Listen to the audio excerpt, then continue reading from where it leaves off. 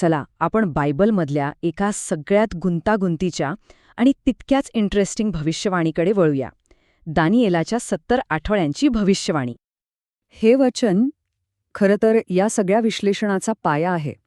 असं समजा की एक 490 वर्षांचा दैवी काउंटडाऊन इथे सुरू होतो. पण याचा अर्थ लावणं म्हणजे एखाद्या मोठ्या धार्मिक रहस्याचा छडा लावण्यासारखंच आहे. तर हे कोडं सोडवण्यासाठी आपण ते 6 महत्त्वाच्या भागांमध्ये पाहणार आहोत, एक एक करून. आपण या भविष्यवाणीची रचना, तिच्या सुरुवातीच्या वेळेबद्दलचा गोंधळ आणि शेवटी आजच्या काळात त्याचा काय संबंध आहे हे सगळं समजून घेऊया. चला तर मग आपल्या तपासाच्या पहिल्या टप्प्यापासून सुरुवात करूया. या भविष्यवाणीची मूळ रचना समजून घेऊ, कारण हे काही सरळ गणित नाहीये. हे एका कोड्यासारखं आहे आणि म्हणूनच ते इतकं फॅसिनेटिंग वाटतं. तर 70 सप्ताह म्हणजे काय? याचा सरळ अर्थ होतो 490 वर्ष. बायबलच्या भाषेत एक भविष्यसूचक दिवस म्हणजे 1 वर्ष. पण गंमत अशी आहे की ही भविष्यवाणी 3 भागांमध्ये विभागलेली आहे.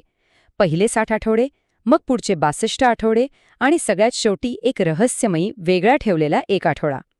आणि हो, हे भाग एकापाठोपाठ एक येतीलच असं नाही. आणि इथेच खरी गुंतागुंत सुरू होते.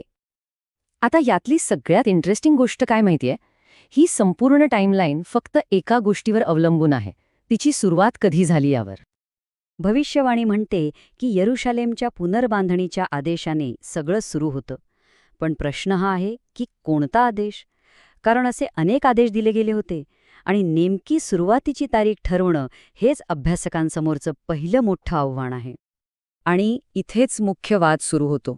काही जण म्हणतात की हा आदेश राजा अर्थशश्यतच्या कारकिर्दीच्या 7व्या वर्षी दिला गेला, तर काहींच्या मते तो 20व्या वर्षी दिला गेला. आता आपण कोणता आदेश निवडतो यावर शेवटची तारीख अक्षरशः बदलते.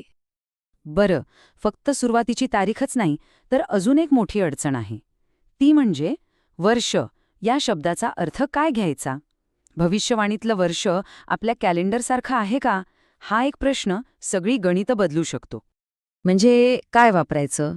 360 दिवसांचं बायबलमधलं वर्ष की आपलं नेहमीचं साधारण 365 दिवसांचं सौरवर्ष? कारण त्या काळात 360 दिवसांचं कॅलेंडर वापरलं जायचं. त्यामुळे अभ्यासकांमध्ये यावर एकमत नाहीये. यामुळे फरक काय पडतो ते बघा. जर आपण 360 दिवसांचं भविष्यसूचक वर्ष घेतलं तर 69 आठवडे म्हणजे 1,73,880 दिवस होतात. पण याच दिवसांना जर आपण सौर वर्षांमध्ये बदललं तर ते साधारण 476 वर्ष होतात. 483 नाही. म्हणजे तोच आकडा, पण अर्थ लावण्याच्या पद्धतीमुळे वर्षांचा हिशोब बदलतो. तर आता आपल्याकडे सुरुवातीच्या तारखेचे आणि वर्षाच्या प्रकाराचे वेगवेगळे ऑप्शन्स आहेत. चला बघूया हे सगळे संकेत एकत्र जोडल्यावर वेगवेगळ्या टाईमलाईन्स कशा तयार होतात. ह्या तक्त्याकडे पाहिल्यावर या भविष्यवाचीची गुंतागुंत स्पष्ट होते. सुरुवातीच्या तारखेतील एक छोटासा बदल आणि वर्षाच्या प्रकारातील निवड यामुळे अंतिम तारखेत दशकांचा फरक पडू शकतो. जसे की इसवी19 ते इसवी19 पर्यंत, म्हणजे जवळपास 20 वर्षांचा फरक. पण एक गणना विशेषतः लक्ष वेधून घेते. जर आपण असं मानलं की सुरुवात इसवी.पूर्व 445 मध्ये झाली आणि आपण 47 सौर वर्षांचा हिशोब वापरला, तर ही टाईमलाईन बरोबर इसवी.33च्या आसपास संपते. हीच ती तारीख आहे जी अनेक जण येशूच्या वधस्तंभाच्या घटनेशी जोडतात. आता असं वाटतंय की कोडच सुटायला लागलंय, बरोबर? पण नाही, इथेच एक मोठा ट्विस्ट आहे. भविष्यवाणीचा पहिला भाग पूर्ण झाल्यासारखा वाटतो, पण एक महत्त्वाचा भाग गायब आहे. पहिले 69 आठवडे म्हणजे मशियाचं आगमन आणि मृत्यू हे ऐतिहासिकदृष्ट्या पूर्ण झालं असं अनेक अभ्यासक मानतात. पण मग तो शेवटचा 70वा आठवडा कुठे आहे? त्या एका आठवड्याचं काय झालं? आणि याच प्रश्नाचं उत्तर म्हणून गॅप थिअरी किंवा अंतराचा सिद्धांत पुढे येतो. या सिद्धांतानुसार भविष्यसूचक घड्याळ 69व्या आठवड्यानंतर थांबलं. आणि आता आपण त्या गॅपमध्ये म्हणजे ते थांबलेल्या काळात जगत आहोत. ते घड्याळ इतिहासाच्या शेवटी त्या शेवटच्या 7 वर्षांसाठी पुन्हा सुरू होईल. तर या अर्थानुसार दानिएलाच्या भविष्यवाणीचा जो शेवटचा भाग आहे तो भूतकाळाबद्दल नाहीच, तो पूर्णपणे भविष्याबद्दल आहे. या शेवटच्या आठवड्याला भविष्यातील 7 वर्षांचा काळ मानला जातो, जो मोठ्या संकटांनी भरलेला असेल आणि मानवी इतिहासाचा अंतिम निष्कर्ष घडवून आणेल. याची सुरुवात एका करारानं होईल आणि याचा शेवट पापांचा अंत आणि एका नव्या राज्याच्या स्थापनेने होईल.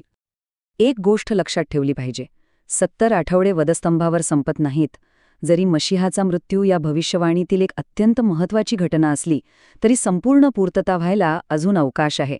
वधस्तंभ हा शेवट नाही, तर अंतिम पूर्ततेची सुरुवात आहे. आणि मग हा विचार आपल्याला एका मोठ्या प्रश्नावर आणून सोडतो. जर 70 पैकी 69 आठवडे खरंच पूर्ण झाले असतील तर याचा अर्थ शेवटचा आठवडा कधीही सुरू होऊ शकतो का? ही प्राचीन उलटी गिनती अजूनही चालू आहे आणि ती आज आपल्यासाठी किती महत्वाची आहे, नाही का?